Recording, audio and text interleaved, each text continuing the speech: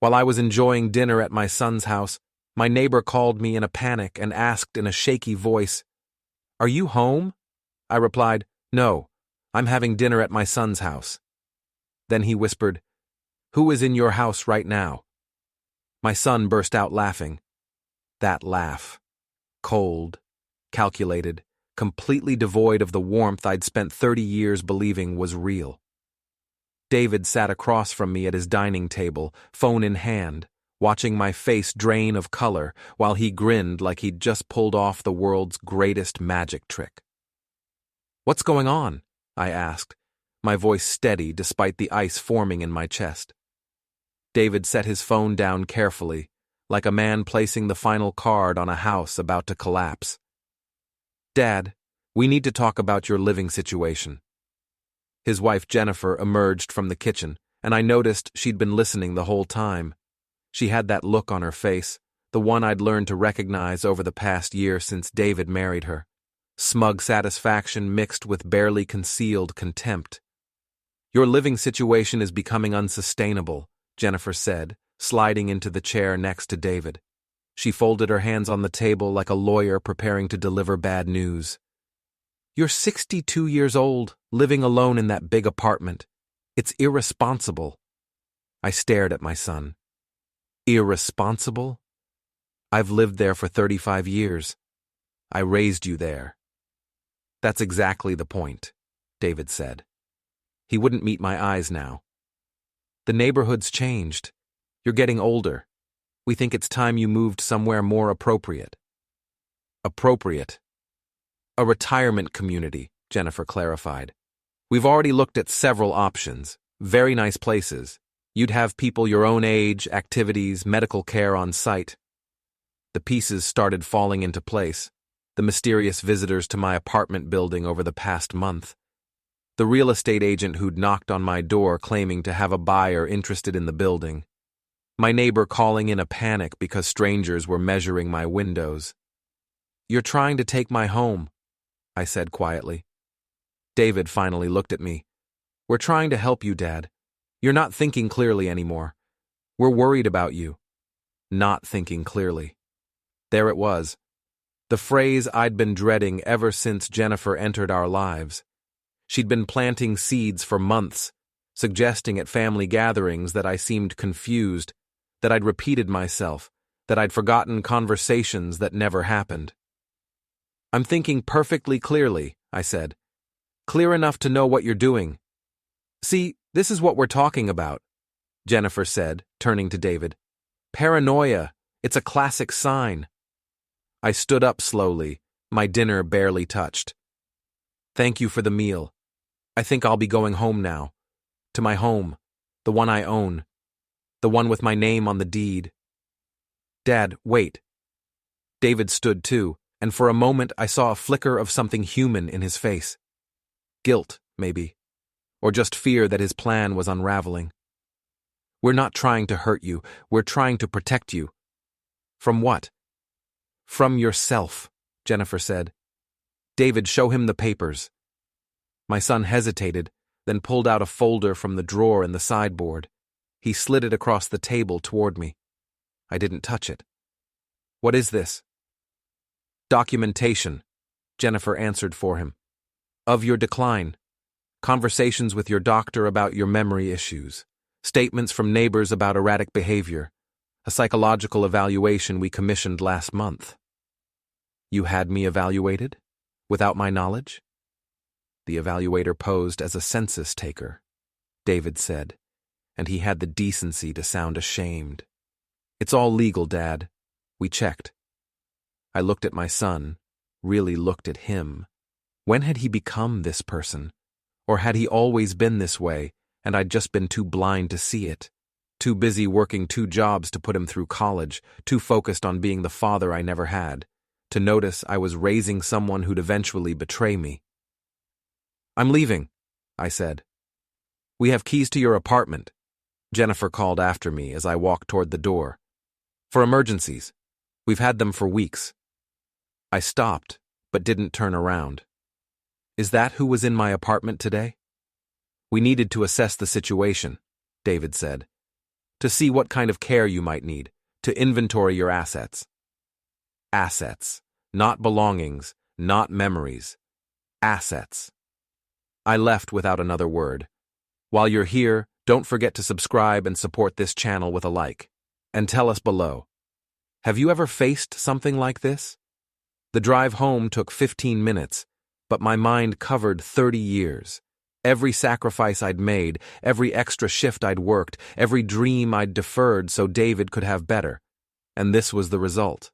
This was my legacy. My apartment building stood quiet in the autumn darkness. I'd bought my unit when David was 5, back when this neighborhood was affordable for a factory supervisor trying to give his kid a stable home.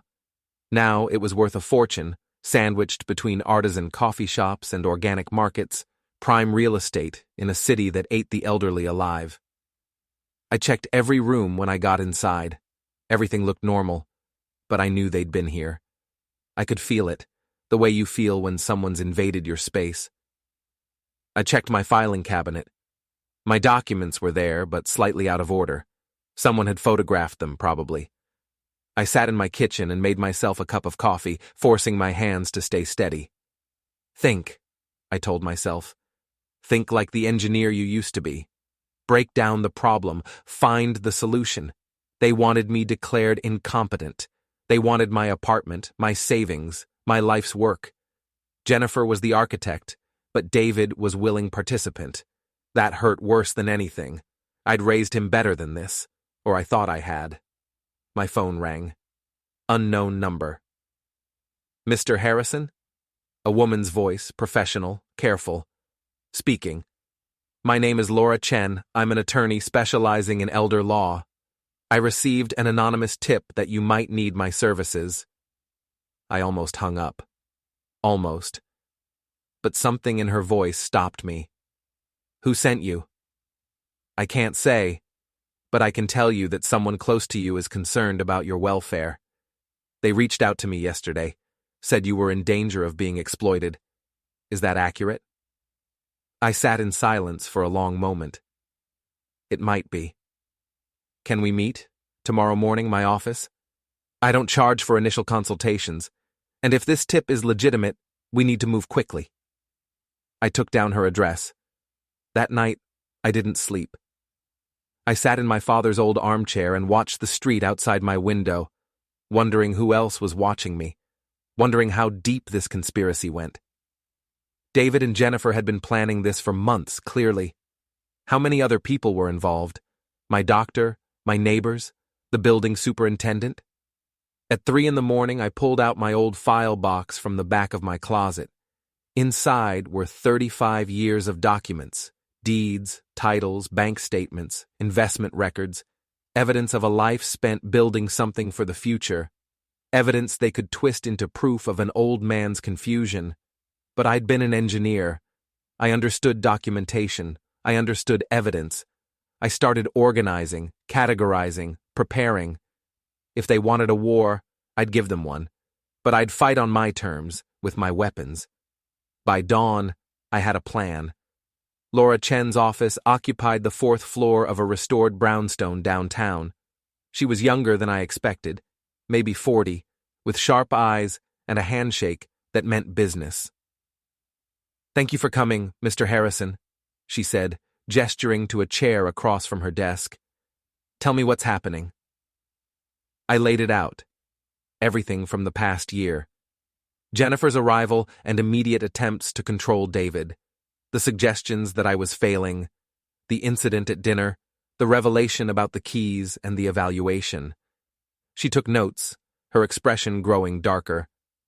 This is more common than you'd think, she said when I finished.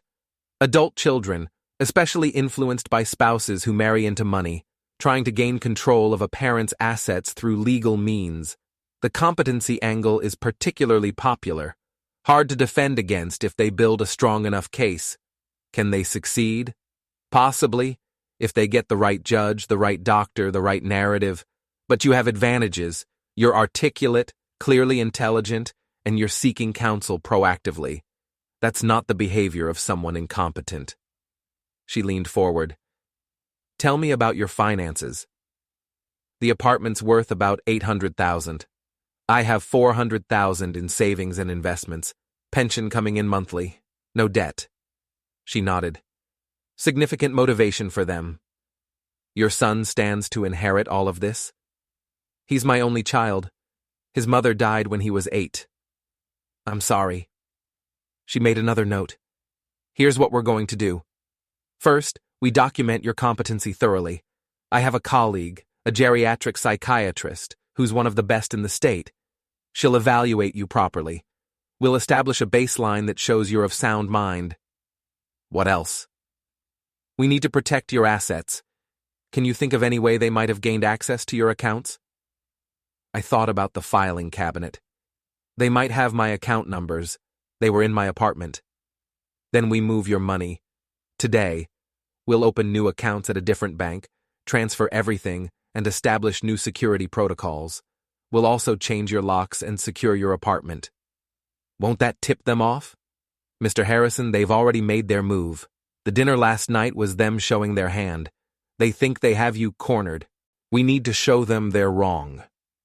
Over the next 3 hours, we worked through everything. Laura made calls, set up appointments, drafted documents. By noon, I'd met with her psychiatrist colleague, who put me through a battery of tests that left no doubt about my mental acuity. You score in the top 10% for your age group, Dr. Sarah Williams told me. Your memory is excellent. Your reasoning is sharp. If anyone tries to claim you're incompetent, this evaluation will shut them down fast. But they have their own evaluation, I said. From an unlicensed individual posing as a census taker? That won't hold up in court. What they did was probably illegal, actually. We might be able to turn that against them. By the end of the day, I had new bank accounts, new locks being installed, and a legal team ready to defend me. But I also had something else. I had anger, real, cold, focused anger. One more thing, I told Laura as I was leaving. I want to know everything about Jennifer, her background, her history, her previous relationships, everything. Laura smiled. It wasn't a pleasant smile. I was hoping you'd ask. I've already started. 3 days later, Laura called me to her office. The file she laid on the desk between us was thick. Jennifer Martin, Laura said. Maiden name Jennifer Drake. Married once before to a man named Richard Vaughn. He died 2 years ago. How? Heart attack. Sudden. Unexpected. He was 55. He'd just updated his will the month before, leaving everything to Jennifer. They'd been married 18 months. I felt my stomach turn. And? Before Richard, there were 2 serious relationships. Both ended when the men changed their wills to include her. One died in a car accident. The other broke it off before anything happened to him. But he reported to police that Jennifer had been pressuring him to sign over property to her. Did they investigate? No, could be coincidence. You don't believe that. No, Laura said quietly. I don't. But belief and proof are different things. What I can prove is that Jennifer has a pattern. She targets middle-aged or elderly men with assets. She marries or gets close to them. She isolates them from family, she gains control, and she profits. David isn't elderly. No, but you are, and you're his only family. She didn't marry David. She married access to your assets through him. The room felt cold. My son is helping her try to rob me. Your son is being manipulated, Laura corrected. That doesn't excuse his actions. But Jennifer is very, very good at this. She's had practice. I stood and walked to the window, looking out at the city streets below. Somewhere out there, my son was living his life, planning my destruction, probably thinking he was doing the right thing, probably convinced by his wife that this was all for my benefit. What can we do? I asked. Legally, we've protected your assets. We've documented your competency. If they try to move against you in court, we'll destroy them. But, Laura hesitated. But what? That's defensive. That's playing not to lose. Is that what you want? I turned to look at her. What's the alternative? We could go on offense, expose Jennifer, destroy her credibility before she destroys yours. We have evidence of her pattern, her history. We have proof she's done this before. If we go public with it, if we share it with David, maybe he wakes up. Or maybe he chooses her over the truth. That's the risk, Laura admitted. But at least you'd know. I thought about my son, about the boy I'd raised, about the man he'd become, about the choice I faced now. I want to think about it, I said. Don't think too long. They're planning something. I can feel it. She was right. I could feel it too. The call came a week later. David, asking me to meet him for lunch. Just the two of us. His voice on the phone sounded strained, uncertain. We need to talk, Dad. Really talk. Without Jennifer. Hope flickered in my chest. Maybe Laura was wrong. Maybe he was coming around. Maybe my son was still in there somewhere. We met at a diner near my old factory, a place we used to go when he was in high school. Neutral ground. Or so I thought. David looked terrible. Thinner, older, stressed. He ordered coffee and didn't touch it.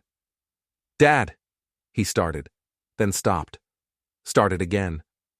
Dad, I'm sorry about how the dinner went. Jennifer was out of line. Was she? I've been thinking a lot about what you said, about what we're doing, and I want you to know it's not about the money. I waited. It's about making sure you're taken care of, making sure you're safe. The apartment, the living alone, it's too much. What if something happens? What if you fall or have a medical emergency and no one finds you for days? I'm 62, not 92. I'm in perfect health. But for how long? He finally looked at me. Mom died young, heart failure, remember? You could have the same genetic risk. Your mother died from an undiagnosed congenital condition. I've been screened. I'm fine. You don't know that. And there it was. The script Jennifer had written for him. Every word calculated, every concern manufactured. David, I said carefully, has Jennifer talked to you about her previous marriage? His face changed. What? Her husband Richard, who died suddenly, who'd just changed his will. That's... He stopped. You've been investigating her? I've been protecting myself, something you should have been doing for me. She told me you might do this, might try to turn me against her. She said paranoia is a symptom. Of what, exactly? What disease am I supposed to have? He didn't answer. She's manipulating you, I said. She has a history of this, of targeting men with money, getting close, gaining control. She's done it before. She loved Richard. Did she tell you about the other boyfriend? The one who died in a car accident after changing his will? David stood up. I'm not listening to this. You need to listen. She's using you to get to me, to my money, our money, the money I spent my life saving for you. For me? His voice rose. Other diners turned to look. You want to talk about money? Let's talk about how you're sitting on almost $1 million while I'm struggling to make mortgage payments on a house Jennifer wanted. Let's talk about how you could help us, but you won't because you're too stubborn to admit you need help. Is that what this is about? You need money? We need security, he was shouting now. We're trying to start a family. We're trying to build a life, and you're in our way. The truth of it hit me like a physical blow.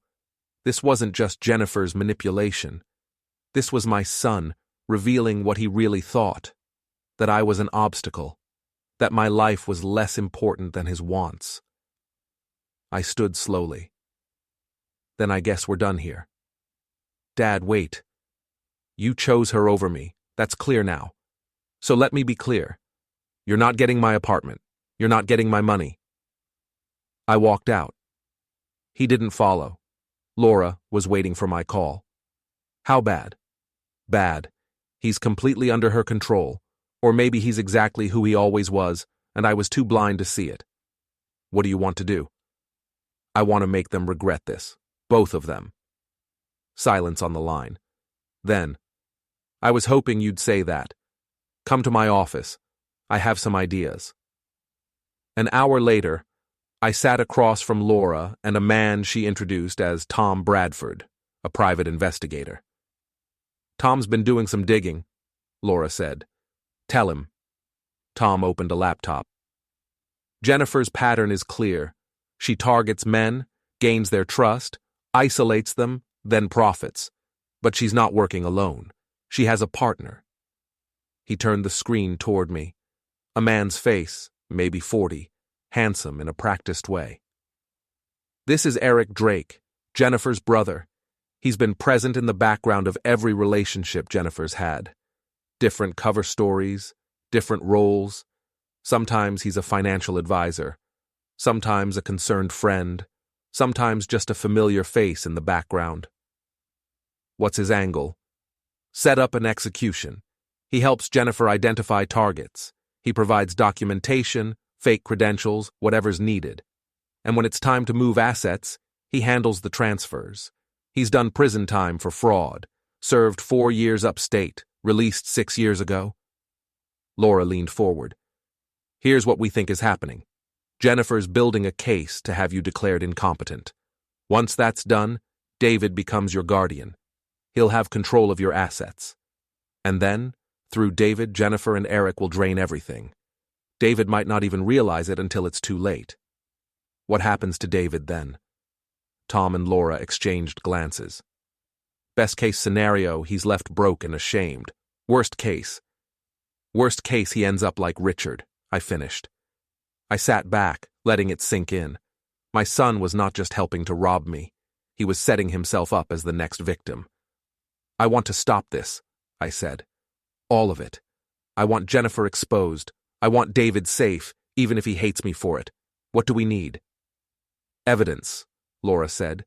"Concrete, undeniable evidence of Jennifer and Eric's partnership. Tom's been working on it, but we need more. We need to catch them in the act." "How?" Tom smiled. "We give them what they want. We make you look vulnerable. We set a trap." The plan was simple but risky. I would appear to be exactly what Jennifer claimed, an elderly man losing his grip on reality. "You'll need to sell it," Tom warned. "No halfway measures. If they suspect you're playing them, it's over." Over the next 2 weeks, I became a different person. I started making small mistakes in public, forgetting appointments, repeating myself in conversations with neighbors, leaving my apartment door unlocked, wandering the building hallways at odd hours. The building superintendent called David. "Your father seems confused lately. Just thought you should know." My doctor received a visit from me where I rambled about symptoms I didn't have, concerns that made no medical sense. She noted everything in my file, exactly as we'd planned. The notes would show confusion, but the subtext would be clear to anyone who looked carefully. I was describing textbook symptoms of dementia, too perfectly, too precisely, like someone who'd researched the condition. But Jennifer wouldn't look that carefully. She'd see what she wanted to see. David started calling more frequently, his voice tight with worry. "Dad, are you okay? Dr. Martinez said you seemed off." "I'm fine," I'd say, then pause too long. "What were we talking about?" "Dad, I should go. I forgot what I need to do." I'd hang up, knowing he was immediately calling Jennifer, reporting every word. Tom was watching Jennifer and Eric. "They're getting excited," he reported. "More meetings, more phone calls. Eric's been researching guardianship procedures in your state." "How long before they make their move?" "Soon. They'll want to act while you still have cognitive function before you do something unpredictable like change your will or transfer assets. They need you competent enough to be declared incompetent, if that makes sense." It did. A horrible, twisted sense. The call came on a Tuesday, David asking me to come to his house for dinner again. "Jennifer wants to apologize for how things went last time. She feels terrible. Please, Dad." "I don't know. Please, for me." I agreed, playing the part. The confused old man, willing to forgive, desperate for his son's approval. Laura's instructions were clear. Wear the wire, get them talking, get them to reveal the plan, but be careful. If Jennifer suspects anything, she's dangerous. That last word stuck with me, dangerous, and I was walking into her home, alone, vulnerable, or appearing to be. David's house had changed since my last visit. It felt staged now, like a movie set. Perfect furniture, perfect lighting, the kind of place that looked lived in but had no soul. Jennifer greeted me at the door with a smile that didn't reach her eyes. "James, thank you for coming. I've been wanting to clear the air." David hovered in the background, nervous energy rolling off him. We sat in the living room. Jennifer brought coffee. I noticed she didn't drink hers. "I want to apologize," she began. "I came on too strong last time. It's just that I care about you so much and I worry. David worries too." "I appreciate that," I said carefully. "But I'm managing fine." "Are you, though?" She leaned forward, all concern. "David says you've been having some trouble lately, forgetting things, getting confused." "Everyone forgets things sometimes." "Of course, but at your age, it's important to be careful, to have support systems in place. That's all we're trying to offer." David sat down next to her. "Dad, we've been talking to a lawyer about setting up a conservatorship, just as a precaution." There it was, the opening move. A conservatorship? "It would mean David would help manage your affairs," Jennifer explained. "Pay your bills, handle your investments, make sure everything's taken care of. You wouldn't have to worry about anything." "I don't need help managing my affairs." "But you might," she pressed. "Soon. And it's better to have things in place before there's a crisis, don't you think?" I let myself look uncertain. "I suppose we've already done some preliminary work," David said. He pulled out papers from the side table. "We just need you to sign these and we can get everything established. It's all standard paperwork." I picked up the documents, pretending to read them. They were dense, legal language designed to confuse. But I'd had Laura review similar documents. I knew what they really said.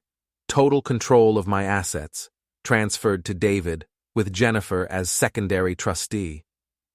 "This seems like a lot," I said. "It's just protection," Jennifer assured me. "For you.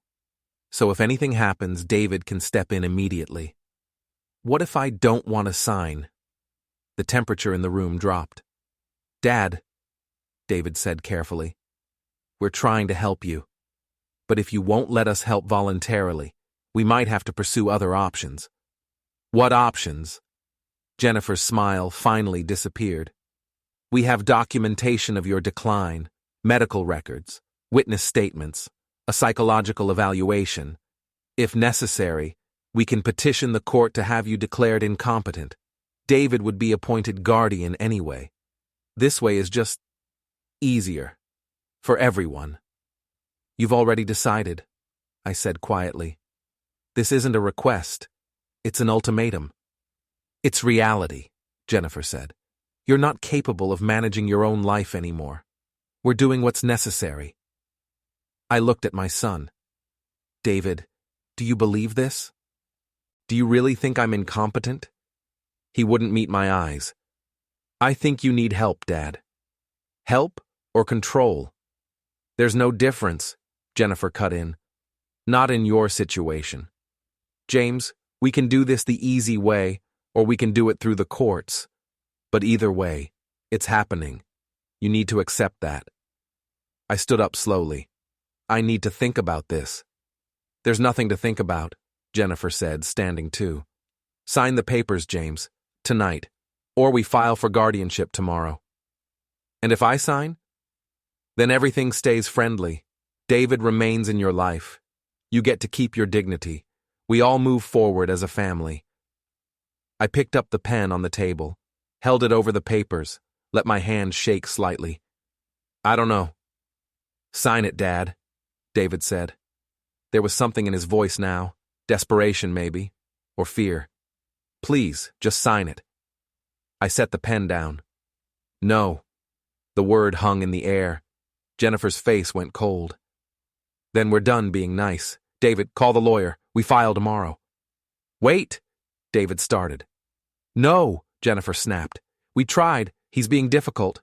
We moved to Plan B. What's Plan B? I asked. She smiled. It was the most frightening thing I'd ever seen. You'll find out. Eric. A door I hadn't noticed opened behind me. The man from Tom's photos stepped out. Eric Drake. Mr. Harrison, he said pleasantly, we need to have a conversation about your immediate future. Tom had told me this might happen, that they might try to intimidate me. The wire I wore was recording everything. Help was 2 minutes away if I triggered the panic button in my pocket, but I needed more. More evidence, more confession, more proof. Who are you?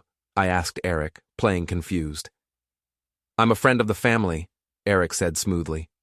Here to help facilitate this transition. What transition? Jennifer sat back down, completely calm now. The transition where you stop fighting the inevitable. James, you're going to sign those papers. Tonight. Because if you don't, things are going to get very difficult for you. Are you threatening me? I'm explaining reality, she said. You're an elderly man living alone. Anything could happen. You could fall. You could have a medical emergency. You could become so confused, you're a danger to yourself. None of that is true. Doesn't matter what's true, Eric said. Matters what can be proven. And we can prove anything we want. We have your medical records. We have witness statements. We have documentation of your declining mental state going back 6 months.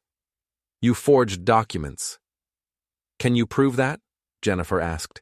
Because we have experts who'll testify these are legitimate. We have doctors who'll say you need immediate intervention. We have enough evidence to have you committed for psychiatric evaluation if necessary. You can't do that. We absolutely can, Eric said.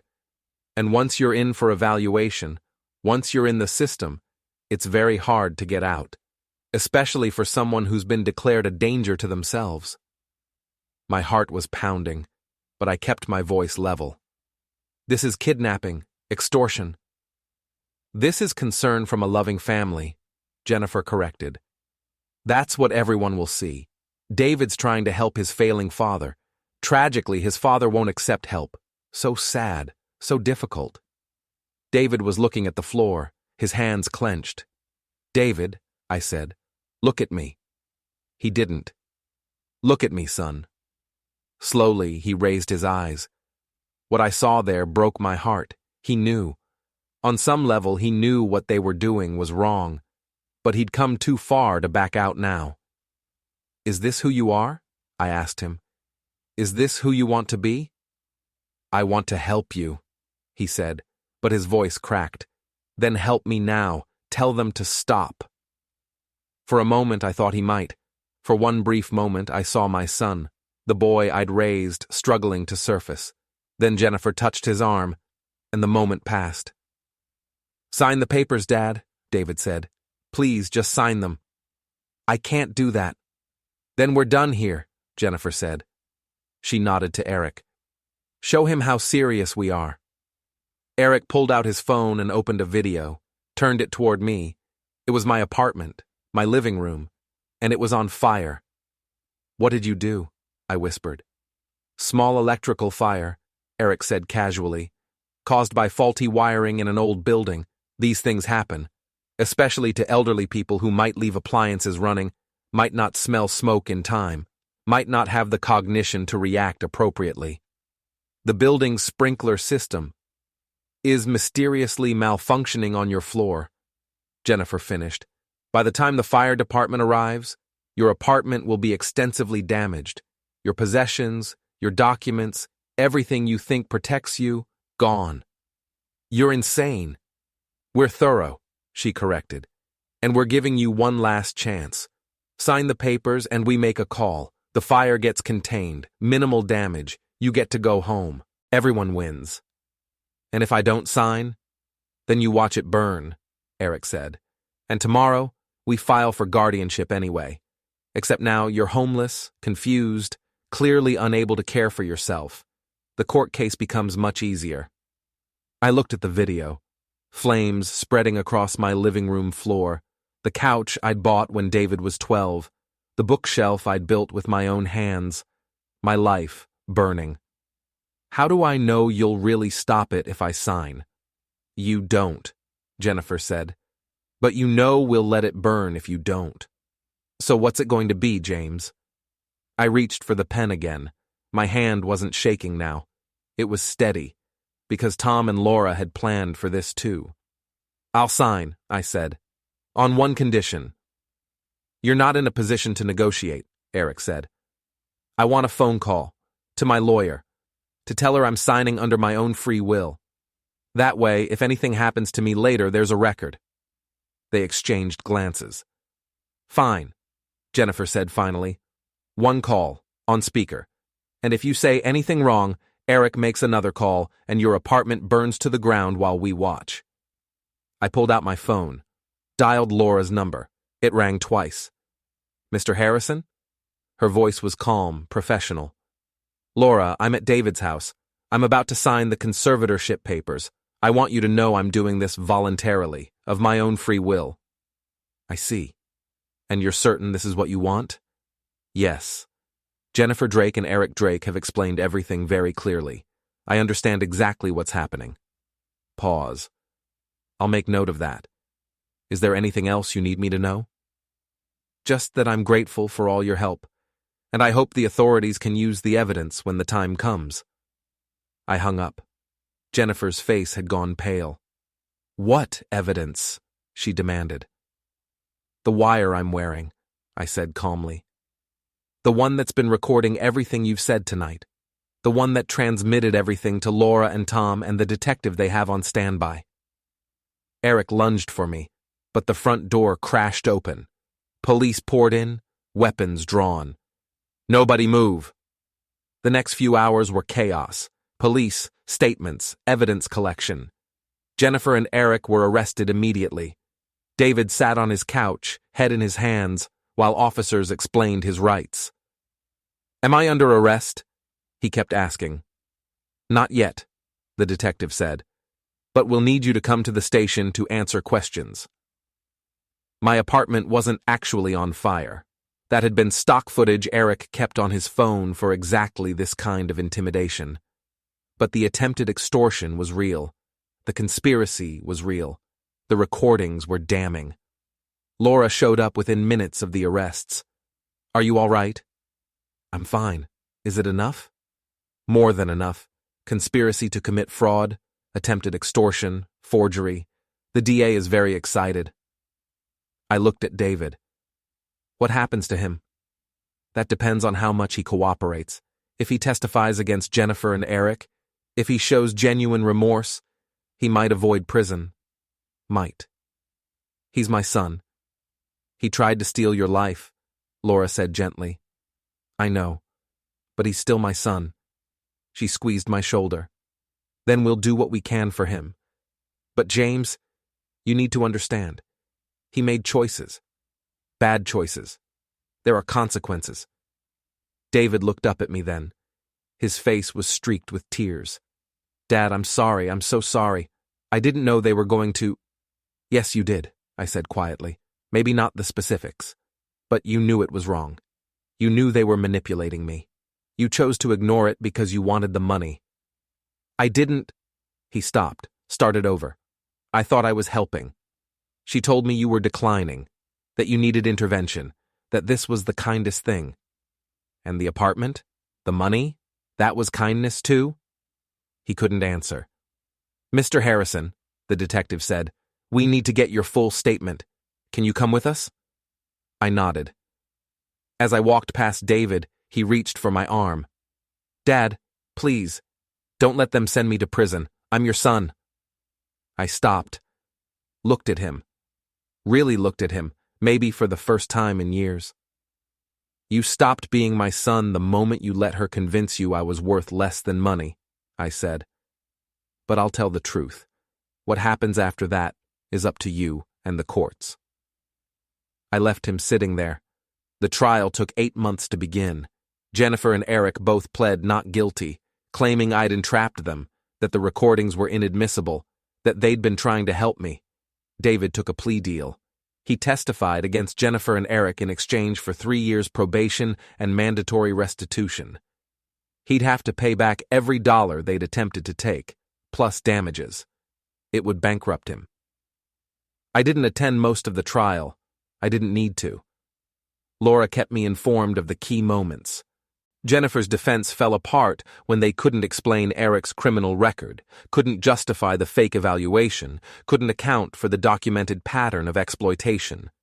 The prosecution brought in Richard's family. They'd suspected Jennifer all along but had no proof. Now, with the pattern established. Eric's phone records showed he'd been in town when Richard died. The circumstantial evidence was mounting. 3 weeks into trial, Eric broke. He took a deal, testifying against Jennifer in exchange for a lighter sentence. He explained everything, how they'd worked together for years, how they selected targets, how they isolated victims, built false narratives, forged documents. He stopped short of admitting to murder, but his testimony about their methods was damning enough. Jennifer was convicted on all counts, 15 years minimum. Eric got 8. David's testimony had helped, but barely. He'd still been complicit, still been willing. The day the verdicts came in, I sat in my apartment, the same apartment they'd tried to take, and felt nothing. No triumph, no satisfaction, just emptiness where my son used to be. Laura called. "It's over. You won." Did I? Silence on the line. "Justice was served. Your assets are protected. Jennifer and Eric will be in prison for a long time. And I'm alone. James, thank you for everything, Laura. Send me your final bill." I hung up. Months passed. I settled into a new routine. Mornings at the coffee shop downtown. Afternoons reading in the park when weather permitted. Evenings in my apartment, listening to old records, trying not to think about the family dinners that would never happen again. David called sometimes. I never answered. He left messages, apologies, explanations, pleas for forgiveness. I deleted them without listening all the way through. The building superintendent, Mrs. Park, checked on me regularly. "You doing okay, Mr. Harrison?" "Fine." "You seem lonely." "I am lonely, but lonely is better than betrayed." She didn't argue with that. One afternoon, I was sorting through old photographs, preparing to finally pack away the memories I'd been avoiding. Pictures of David as a child, his graduation, his wedding to Jennifer, where I'd stood proudly beside him, believing I was gaining a daughter. The doorbell rang. I wasn't expecting anyone. Laura had closed my case months ago. The police had finished their follow-up investigations. I had no family left who'd visit. I opened the door cautiously. David stood in the hallway. He looked terrible. Thinner, older, worn down by guilt and consequences. He wore a suit that didn't fit right anymore, probably because he'd lost weight. His hands shook slightly as he held them in front of him, empty, non-threatening. "Dad," he said, "please don't close the door." I should have. I should have shut him out the way he'd tried to shut me out of my own life. But something stopped me. Some stupid, stubborn piece of my heart that still remembered teaching him to ride a bike, still remembered reading him stories at bedtime, still remembered being his hero before I became his obstacle. "What do you want?" My voice was ice. 5 minutes. Just 5 minutes to say what I need to say. Then I'll leave. I'll never bother you again if that's what you want. I stepped back. Let him enter. But I didn't invite him to sit. He stood in the middle of my living room, looking around like a ghost visiting his past life. "The apartment looks good. I'm glad it wasn't really on fire." "Is that what you came to say?" "No." He took a breath. "I came to say I'm sorry. Really, truly sorry. Not because I got caught. Not because I'm facing consequences. But because I betrayed you. Because I let someone convince me that you were less important than money. Because I forgot everything you taught me about integrity and loyalty and love. You didn't forget. You chose to ignore it. You're right, I did. Jennifer made it easy to do, but the choice was mine. I own that now. Too late for ownership, David. The damage is done. I know. His voice cracked. I know I destroyed us. I know you'll never trust me again. I know I don't deserve forgiveness. But I needed you to know that I understand what I did. I understand what I lost. And I'm sorry. I stood silent, watching him. Looking for sincerity. Looking for manipulation. Looking for any sign of the son I'd raised versus the man who'd tried to rob me. Jennifer wrote me from prison, he continued, trying to get me to visit her, trying to convince me this is all your fault for overreacting, for setting us up. She still thinks she did nothing wrong. And reading that letter, seeing her complete lack of remorse, I finally understood what you tried to tell me. She's a predator, and I was her weapon against you. What do you want me to say to that, David? That it's okay? That we can rebuild? We can't. You helped plan my destruction. You stood by while she threatened me. You were willing to watch my life burn if it meant you got what you wanted. I know, and I have to live with that. Every day I wake up and remember what I did to you. The man who sacrificed everything for me. The man who worked 2 jobs so I could go to college. The man who never asked me for anything except to be a good person. And I repaid you by trying to steal your home. So, what now? You apologize and I'm supposed to forgive you? We hug and pretend it never happened? No, he said quietly. I don't expect forgiveness. I don't expect anything. I just wanted you to hear me say it out loud. That I was wrong. That you were the victim. That none of this was your fault. He wiped his eyes.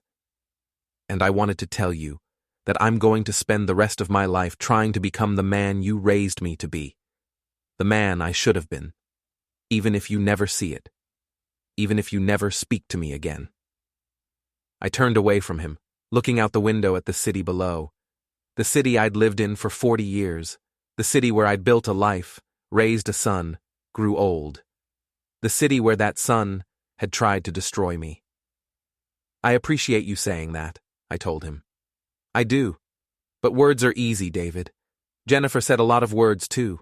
Promised a lot of things. Actions matter.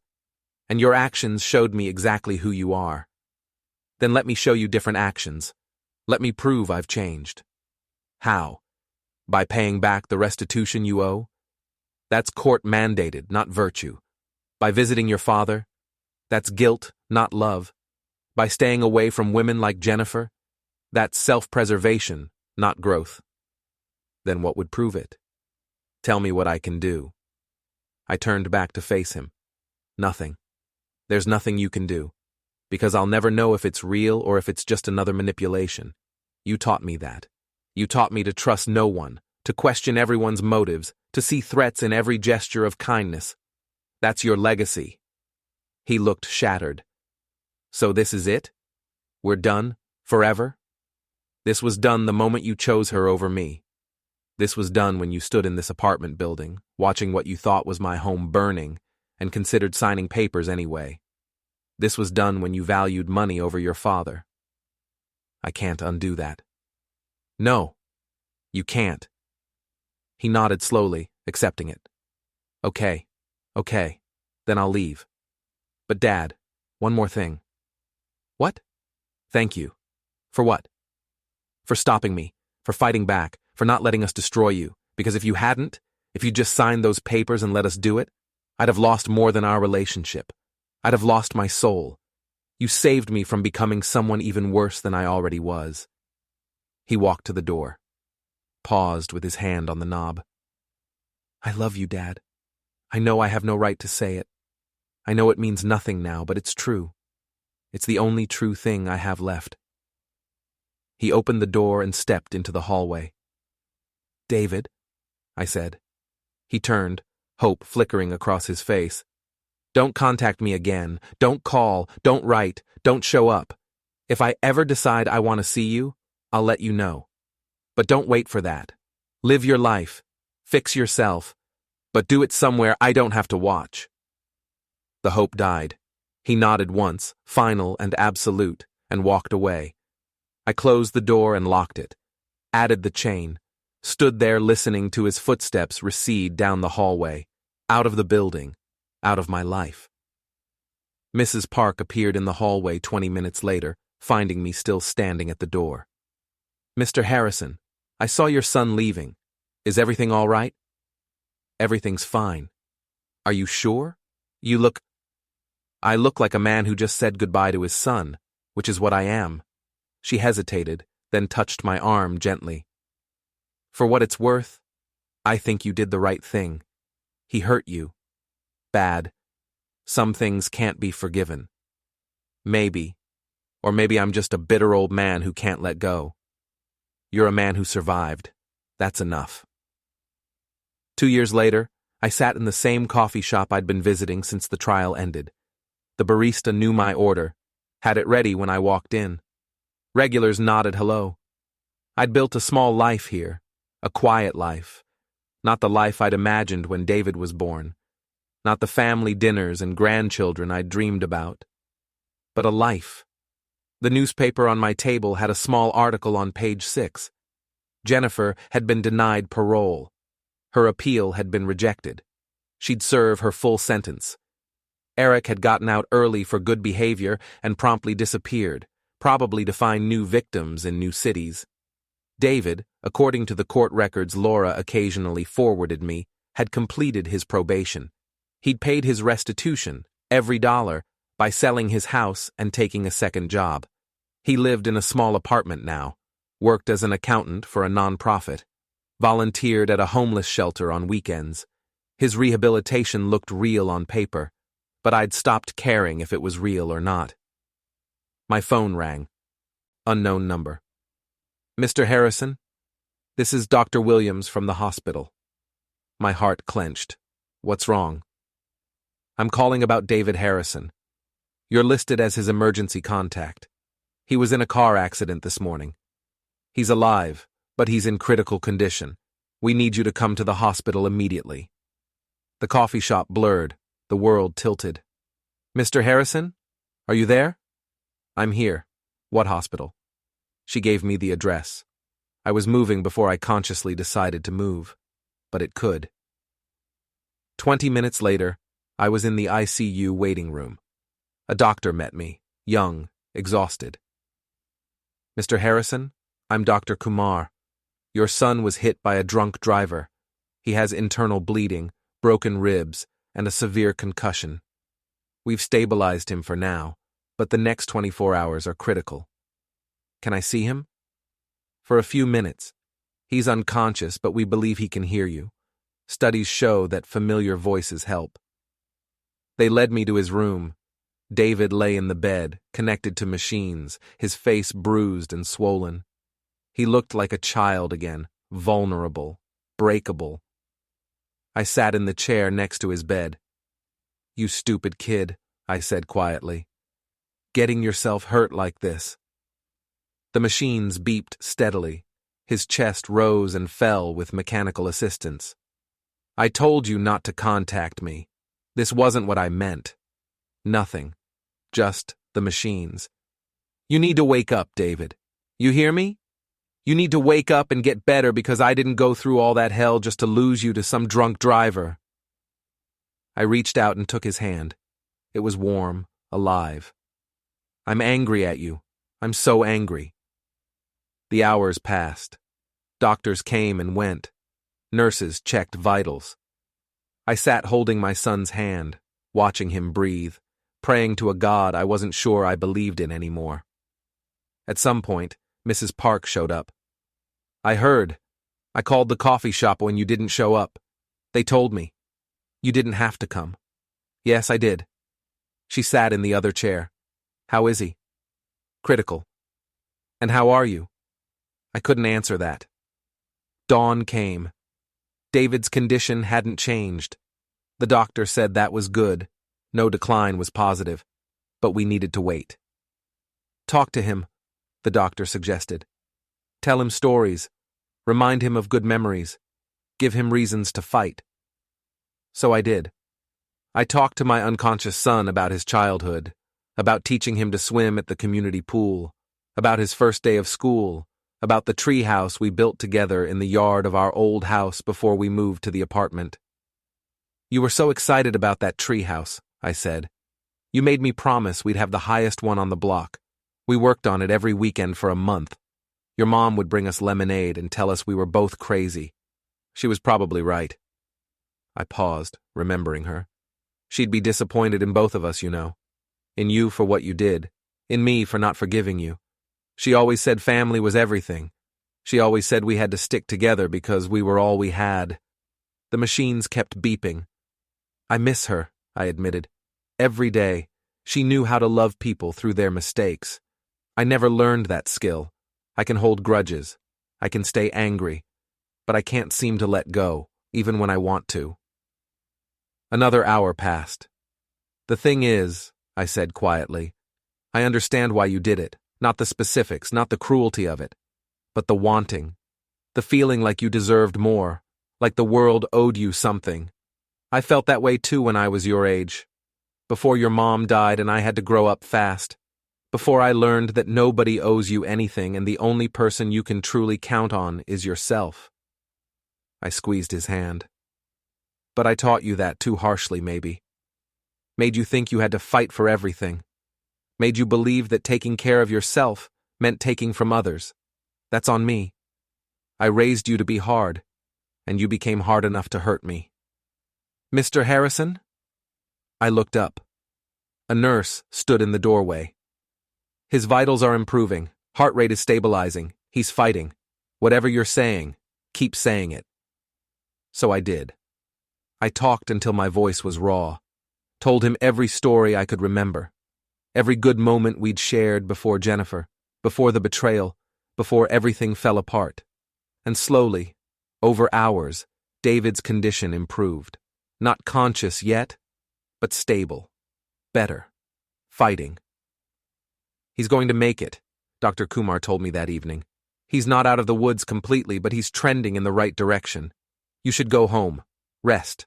He's going to need you when he wakes up. I'll stay. Mr. Harrison, I said I'll stay. She nodded and left me there. David woke up 3 days later. His eyes opened slowly, confused, searching the room until they landed on me. Dad? His voice was barely a whisper. I'm here. Why? Because you're my son. Apparently that still matters to me, even when I don't want it to. He tried to smile, winced instead.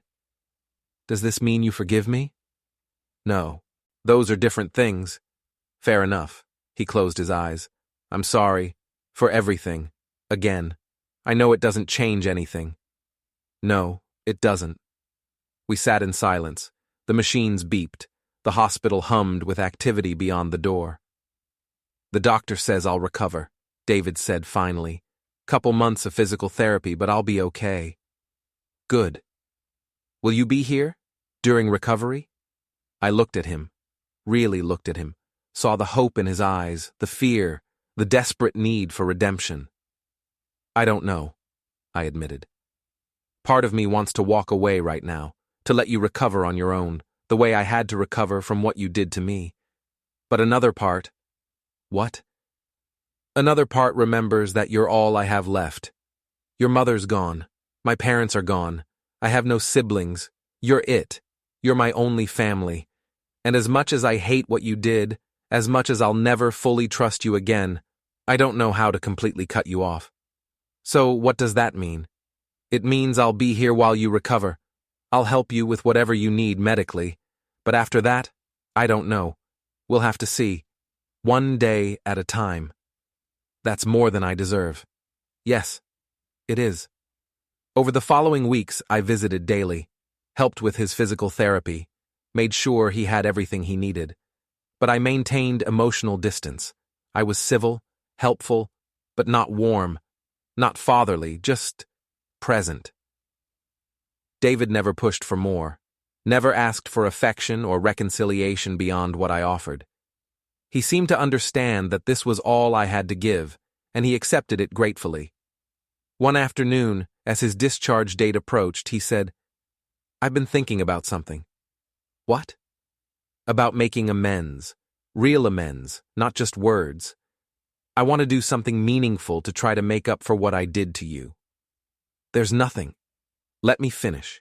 Please. He shifted in his bed. I can't give you back the time we lost. I can't undo the trauma, but I can use what happened to help other people. I've been talking to a lawyer about starting a foundation. A foundation? For elder abuse prevention, education, legal services for seniors, support groups for people whose families have exploited them. I'd fund it with my own money, what little I have, and I'd share my story, publicly. Let people know what I did, how wrong it was, how much damage this kind of betrayal causes. I sat back. It's not enough. I know it's not enough, but it's something. It's using my mistakes to prevent other people from making them. It's the only way I can think of to give back. You'd tell your story? Everything? Everything. The manipulation, the forged documents, the extortion attempt, all of it. Let people see what elder abuse looks like from the inside, from the perspective of someone who perpetrated it. That'll destroy your reputation, what's left of it. I don't care about my reputation. I care about doing something right. Finally. I studied his face, looking for angles, for manipulation, for hidden motives. But all I saw was sincerity, tired, beaten down, genuine sincerity. If you do this, I said slowly, you do it right. No sugarcoating, no excuses. You tell the full truth. I will. And you don't use my name. You keep me anonymous. I don't want my life turned into a public spectacle. Agreed. Completely. And you understand, this doesn't fix us. This doesn't mean forgiveness. This just means I respect the effort. I understand. I nodded. Then do it. Start your foundation, tell your story, help people. It won't erase what you did, but it's better than nothing. David was discharged 2 weeks later. I helped him set up his apartment for his recovery, made sure he had food, connected him with home health services. Then I went back to my own life. But something had shifted. Not forgiveness, exactly. Not reconciliation. But a crack in the wall I'd built between us. Months passed. David launched his foundation. The story made local news, then national news, when a major outlet picked it up. Man who tried to steal father's life now fights elder abuse. The interviews were painful to watch. David laid bare everything, every mistake, every cruel decision. He held nothing back. The foundation grew. Donations came in. Other victims reached out, wanting to share their stories, wanting help. David worked tirelessly, using his accounting skills to manage the organization, his painful experience to guide its mission. One evening, he called me. Dad, can I come over? There's something I want to show you. I hesitated. What is it? A surprise. A good one, I think. Please. Against my better judgment, I agreed. He arrived an hour later carrying a large folder. He looked healthy now, fully recovered from the accident, but also different. Older, more serious, more purposeful. What's this? I asked, gesturing to the folder. Applications. Over 200 of them. People asking for help from the foundation. Stories of families exploiting elderly parents, of financial abuse, of manipulation and betrayal. He opened the folder, showing me page after page of heartbreak. We've been able to help 60 families so far, provided legal services, connected them with resources, stopped the abuse before it got as far as what happened with us. I looked through the applications. So much pain, so much greed, so many children betraying their parents for money. This is good work, I admitted. It's because of you, because you fought back, because you didn't let us win. If you'd just given up, just signed those papers, I'd have learned nothing. I'd probably still be with Jennifer, probably planning the next victim. You saved me by refusing to be a victim. I saved myself. You just happened to benefit. Maybe, but still. Thank you. We sat in my living room, looking at the applications, talking about the foundation's work. It was the longest real conversation we'd had in 3 years. "Dad," David said eventually, "can I ask you something?" "What?" "Do you think you'll ever forgive me? Really forgive me? Not just tolerate me?" I was quiet for a long time. "I don't know. Maybe. Someday. When I can think about what happened without feeling the rage and betrayal. When I can remember the good times without them being poisoned by what came after. When I can trust that this version of you is real and permanent, not just another phase." "How long will that take?" "I don't know. Years, maybe. Maybe never. Can you live with that uncertainty?" "I'll have to." "Yes, you will." He stood to leave. At the door, he turned back. "I know this sounds hollow, but I'm proud of you. For how you handled everything. For fighting back. For surviving. You're stronger than I ever gave you credit for." "I know I am. I had to be. You made sure of that." He nodded and left. I sat in my apartment, surrounded by the life I'd fought to keep, and felt something unexpected. Not happiness, not joy, but maybe the beginning of peace, the beginning of letting go.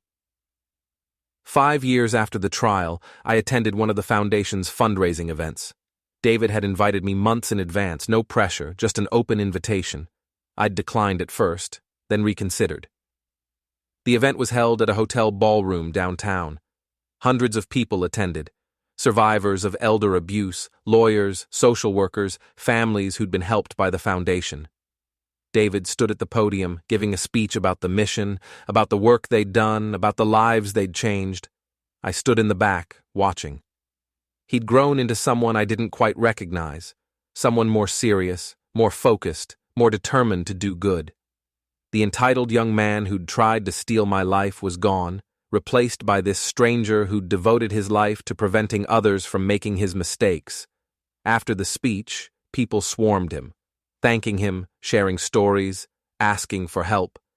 He handled each person with genuine compassion, listening carefully, taking notes, promising follow-up. Eventually, he spotted me in the crowd. Our eyes met across the room. He excused himself and walked over. "You came," he said, surprised. "You did good work here. I wanted to see it." "Thank you. That means everything." "Dad, I want you to meet someone." He gestured to a woman approaching us. She was about David's age, professional, kind-looking. "This is Patricia. She's the Foundation's director. Patricia, this is my father." Patricia shook my hand warmly. "Mr. Harrison, I've heard so much about you. What you did, fighting back against the abuse, it inspired all of this. You're a hero to a lot of people here." "I'm not a hero. I just refuse to be a victim." "That's what makes you a hero," she said gently. David and Patricia excused themselves to talk to other guests. I wandered through the event, reading displays about the Foundation's work, listening to survivors share their stories. So many people, all saved from the fate I'd nearly suffered. At the end of the evening, David found me again. "Can we talk? Somewhere quiet?" We stepped out onto a balcony overlooking the city. The night air was cool, refreshing after the crowded ballroom. "I'm glad you came," David said. "It was a good event." "Dad, I need to tell you something. I'm getting married." My heart sank. "To who?" "Patricia. We've been together for 2 years. I wanted you to meet her tonight, wanted you to see who she really is before I told you. I know after Jennifer, you'll be suspicious. But Patricia's different. She's good. She's real." I looked at him. "Does she know? Everything?" "She knows everything. She was one of the first people I told my story to when I started the Foundation. She's a survivor herself. Her uncle tried to exploit her grandmother. She understands what I did. She's helped me work through the guilt." "And you're sure about this?" "I'm sure, but Dad, I won't marry her without your blessing. I know I don't deserve to ask for it, but I am. Will you give us your blessing?" I thought about it, about Jennifer, about the manipulation, about the betrayal, about the man David had been versus the man he'd become, about whether people could really change or if they just got better at hiding who they were. I want to talk to her, I said finally. Alone. If she agrees to that, if she's willing to let me vet her honestly, then we'll see. I'll ask her. The next week, Patricia came to my apartment. She sat across from me in my living room, calm and composed. David said you wanted to talk to me, she began. I want to know why you're marrying him. Knowing what he did, knowing what he's capable of, why would you trust him? Because people aren't defined by their worst moments, Mr. Harrison. They're defined by what they do after those moments. David did something terrible. But he spent 5 years making amends, helping people, changing lives. That's who he is now. And if he changes again, if the man who betrayed me comes back, then I'll leave. But I don't think he will. I've seen him at his worst, heard him at his most honest. He's not that person anymore. He's earned a second chance. Has he earned my forgiveness? She met my eyes. That's not for me to say. Forgiveness is personal. But I can tell you this, he's earned mine, and I was a stranger. You're his father. Your forgiveness would mean more than anyone else's, but only you can decide if he's earned it. I sat back, considering. If you marry him, you need to know something. He'll always carry this. The guilt, the shame, the knowledge of what he did. It'll be part of your marriage, part of your life together. Can you live with that? I already am living with it. We talk about it openly. He's in therapy, I'm in therapy, we're in couples therapy. We're not hiding from his past. We're building a future despite it. And what about me? What role do I play in this future? Whatever role you want. David would love to have you in his life, fully in his life. But he understands if that's not possible. He's prepared to live with limited contact if that's what you need. I looked at this woman, this stranger who wanted to marry my son. She seemed genuine, seemed stable, seemed like someone who knew what she was getting into. I'll give you my blessing, I said finally, not because I've forgiven him, but because I believe you'll be good for him, and because maybe, after everything, he deserves someone who sees the man he's trying to be, not just the man he was. She smiled. Thank you, Mr. Harrison. That means more than you know. The wedding was small, just close friends and colleagues from the foundation. They'd asked if I wanted to walk David down the aisle, in lieu of his missing mother. I declined. I attended, I sat in the front row, but I didn't participate. Not yet. Maybe not ever. But I watched David marry Patricia, watched him promise to be faithful and honest and true, and I saw tears in his eyes. Real tears, not manufactured emotion. He'd found something worth keeping, someone who saw past his mistakes to the person underneath. At the reception, David approached me. Thank you for coming. She seems good for you. She is. Dad, I know I don't have the right to ask this, but would you dance with me? One dance, for Mom's memory. I hesitated. A dance was symbolic. A dance meant acceptance, meant reconciliation, meant moving forward. Was I ready for that? One dance, I agreed finally. We moved to the dance floor. The DJ played something slow and classic. David was stiff, awkward. I wasn't much better. We hadn't been this close in years. Thank you for this, David said quietly. For being here, for giving Patricia your blessing, for everything. I'm not doing it for you. I'm doing it because it's the right thing to do. I know. But still, thank you. We danced in silence for a moment. Dad, do you think you'll ever fully forgive me? I'd been asked that question many times over the years, by David, by Laura, by Mrs. Park, by Patricia. Everyone wanted to know if redemption was possible, if people could truly come back from betrayal. I think, I said carefully, that forgiveness isn't a destination. It's a journey. Every day, I choose whether to hold on to the anger or let a little of it go. Some days I hold on. Some days I let go. Eventually, maybe, I'll have let enough go that what's left isn't hate anymore. It's just sadness, regret, grief for what we lost. Is that enough? Grief instead of hate? It'll have to be, because I can't give you what we had before. That father-son relationship, that unconditional love, that blind trust. It's gone. But maybe we can build something new, something different, something based on honesty instead of assumptions. I'll take it. Whatever you can give, I'll take it. The song ended. We stepped apart. David looked at me with hope and fear and desperate need for approval. "Congratulations on your marriage," I said. "Patricia's a good woman. Don't screw this up." "I won't. I promise." "Your promises don't mean much to me anymore, David. Your actions do. So prove it. Every day. Prove your worth or faith in you." "I will." I left the reception early, went home to my apartment, to my quiet life, to my solitude. But something felt different. Lighter, maybe. Like I'd finally put down a weight I'd been carrying for years.